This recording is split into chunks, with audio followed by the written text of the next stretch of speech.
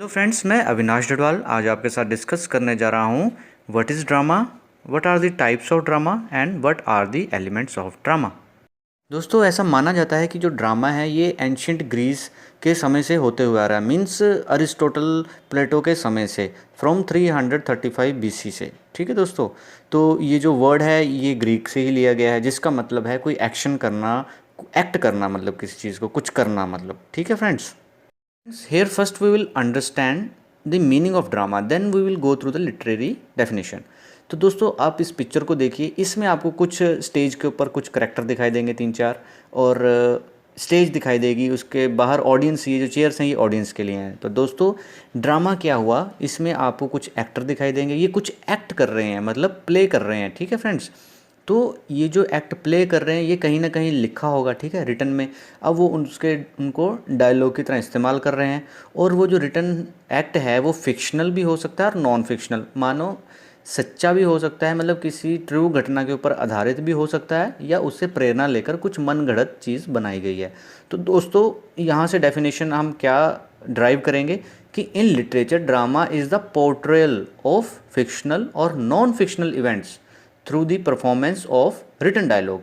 Means literature में drama क्या है, इन फिक्शनल और नॉन फिक्शनल इवेंट्स का एक क्या है, पोर्ट्रेल है, जिसको वर्ड्स में डिस्क्राइब कर रहे हैं। जैसे मैं आपके सामने कुछ बोल के आपको बता रहा हूँ, कुछ लिखी हुई चीज़ को पढ़ के, तो उसी तरह से जो एक्टर हैं वो स्टेज के ऊपर क्या करते हैं, रिटन डायलॉग को बोलते हैं, बोलकर प्रकट करते हैं ऑडियंस के सामने। और वो जो रिटन फॉर्म है जिस चीज़ को पढ़ रहे हैं वो इधर प्रोज भी हो सकती है और पोइट्री भी हो सकती है। प्रोज मीन्स एक जर्नल स्टैंजा, जैसे शॉर्ट स्टोरी में प्रोज होता है ना दोस्तों, और पोइट्री में स्टैंजा, राइम, कुछ भी हो सकता है।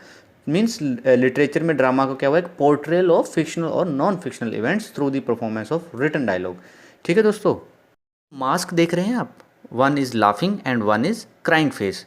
ये हैं दो iconic mask of drama, world wide symbol कहिए इनको, क्योंकि ये रिप्रेजेंट करते थे कोई भी क्रिएटिव आर्ट्स, दशकों तक इन्होंने रिप्रेजेंट किए दोस्तों, एज पर ग्रीक माइथोलॉजी। एंशियंट ग्रीस के समय से ये बहुत पॉपुलर थे दोस्तों। जब हम एंशियंट ग्रीस की बात कर रहे हैं दोस्तों, तो उस समय कहते थे कि ये जो मास्क थे, these were used in early plays to represent the emotions the character were feeling. वो खुशी महसूस कर रहे हैं या फिर दुख है, मतलब करेक्टर खुश है या दुखी है, तो ये सब रिप्रेजेंट करते थे। और ऑडियंस के लिए भी ये सिंबलाइज करना, मतलब एक चीज़ को उनको देखना समझना इजी हो जाता था, जब वो दूर बैठकर देख रहे होते कि स्टेज पे जो अभी इसके अंदर किस तरह के इमोशन है इंसान के अंदर, है ना, दुखी है वो, सैड है या हैप्पी है, ठीक है, वो क्या दर्शाना चाह रहे हैं। तो ये मास्क भी उनकी मदद करते थे। दूसरा दोस्तों, ये जो उस समय कहते हैं कि जो वुमेन्स थी वो एक्ट प्ले नहीं करती थी, तो men were able to wear this mask specially if they had to play a female part. ठीक है, और एक चीज़ और दोस्तों, ये जो मास्क थे दोस्तों, ये दोनों, इनके नाम हैं दोस्तों, नेम है फॉर ईच मास्क। ठीक है, जो हंस रहा है दोस्तों, जो लाफिंग फेस है, तो वो रिप्रेजेंट करता है the muse of comedy, the goddess of comedy, जिनका नाम है थालिया एज पर Greek mythology. And the muse of tragedy होगी दोस्तों मेल्पोमीन। ठीक है, ये जो क्राइंग फेस है ये किसका है, गॉडेस ऑफ ट्रेजिडी, जिन्हें वो कहते थे मेल्पोमीन। हिस्ट्री ऑफ ड्रामा में हम क्या क्या याद कर चुके हैं दोस्तों, रिवीजन कर लेते हैं कि ड्रामा वर्ड जो है मीन्स एक्शन इन ग्रीक, और Greek drama begin with the work of Aristotle poetics from 335 BC, which is the oldest recorded work of dramatic theory. And दूसरा, ये जो ट्रेडिशन था ये कंटिन्यू चलता रहता है through out Greek culture, marked by the famous laughing and crying mask, जो मैंने अभी आपको पीछे बताए हैं। अब दोस्तों, इसके बाद आया था रोमन एम्पायर। रोमन एम्पायर इन सब लिटरेरी ट्रेडिशन को अडॉप्ट करता है और फिर वो इसको यूरोप में फैला देता है, and became known as theatre in France and England France में ये थिएटर के नाम से जाना जाता है। और उसके बाद धीरे धीरे ये पनपता है, फलता है, फूलता है, फ्लोरिश होता है European theatre, which set the stage for theatre round the world, जिसने इसको पूरे संसार में फैला दिया। ठीक है दोस्तों, अभी हम कवर करेंगे types of drama. There are 4 major types of drama: comedy, tragedy, melodrama and tragicomedy. Comedy की बात करें तो आप फेमिलियर हैं इस वर्ड से। इसमें सिर्फ इतना याद रखिए दोस्तों कि एक ह्यूमरस प्ले है जिसमें हंसी मजाक होता है, ऑडियंस को फुल्ली एंटरटेन किया जाता है, हंसाया जाता है। सीरियस इस टॉपिक्स के भी ऊपर भी अगर बात हो रही है तो वो भी एक मजाकिया अंदाज में होगी। इसमें कॉमिकल मिसअंडरस्टैंडिंग भी होगी। मिसअंडरस्टैंडिंग समझते हैं दोस्तों, जैसे फिल्मों में भी आपने देखा होगा कॉमेडी हेरा फेरी में मिसअंडरस्टैंडिंग की वजह से काफ़ी हंसी मजाक होता है ना। और फाइनली इसकी एक कॉमेडी में क्या होगा, हैप्पी एंडिंग होगी, दुखद अंत नहीं होगा। ठीक है दोस्तों, तो ये रहा कॉमेडी। कॉमेडी अगर लिटरेचर में देखें तो आप शेक्सपियर जी की है मिड समर नाइट्स ड्रीम। ठीक है दोस्तों, और कॉमेडी कई तरह की होती है दोस्तों। रोमांटिक कॉमेडी हो सकती है, सेंटिमेंटल हो सकती है, एट्सेट्रा एट्सेट्रा। तो फिलहाल आप याद रखिए टाइप ऑफ ड्रामा में कॉमेडी। कॉमेडी का मतलब समझिए और इसके बारे में एग्जाम में लिखिए। Next type is tragedy. Tragedy क्या है, एक तरह का ड्रामा है जिसकी एंडिंग जो है वो सैड एंडिंग है, बहुत ही दुखद अंत होता है दोस्तों। जो इसका हीरो होता है, मुख्य प्रोटैगनिस्ट है, जो मुख्य पात्र है इसका, उसके साथ लास्ट में बहुत बुरा होता है। या तो उसका पतन हो जाता है या वो मर जाता है। मीन्स दोस्तों वो जो स्टोरी का जब एंड होता है तो उसके कुछ कारण होंगे, उसके पतन और उसके मृत्यु के कुछ कारण होंगे। वो कारण उसकी अपनी गलती की वजह से हो सकते हैं, ओवर कॉन्फिडेंस की वजह से हो सकता है, घमंड हो सकता है उसका, या उसका सही समय पे सही डिसीज़न ना लेना। ये सब चीज़ें हो सकती हैं दोस्तों ट्रेजेडी में।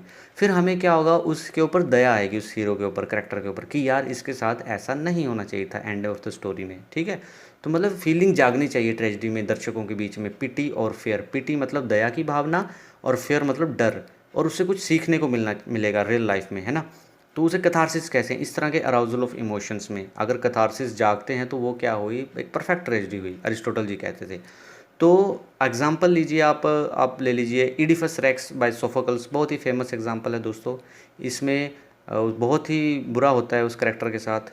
और दूसरा आप डॉक्टर फोस्टस ले लीजिए, बहुत ही पढ़ा लिखा इंसान था, स्कॉलर था, लेकिन वो जादू जुदू सीखने के चक्कर में अपनी सोल को डेविल के साथ भेज देता है और एंड में उसका बहुत ही दुखद अंत होता है। तो this is known as tragedy.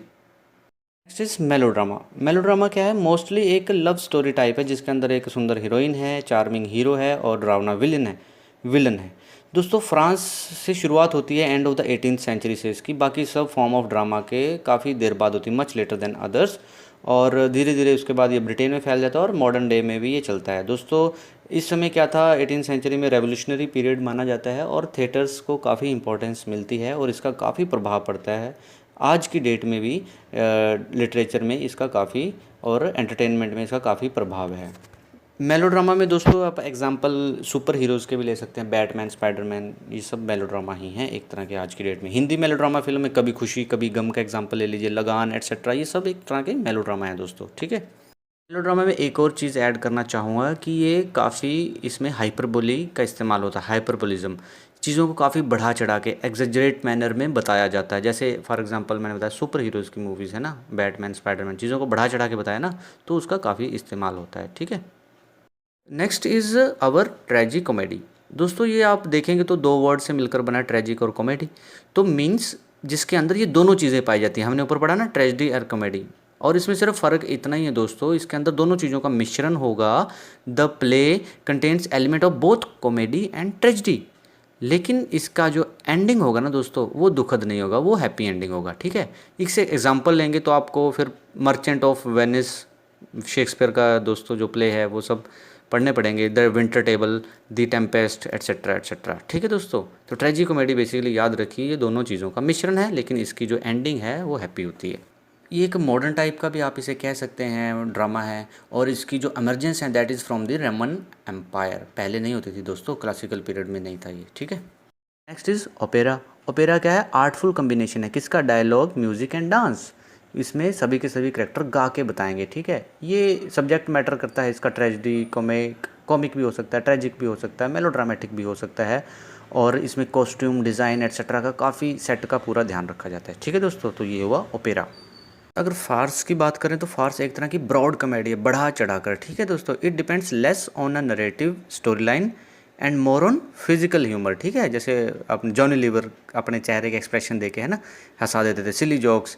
ठीक है फ्रेंड्स, बहुत ही बढ़ा चढ़ा के मतलब। ठीक है, तो और भी काफ़ी सारे टाइप हैं ड्रामा के, तब तक के लिए आप इनको समझिए, इनको याद कर दिए, बेसिक चीज़ें मैंने आपको बता दी हैं।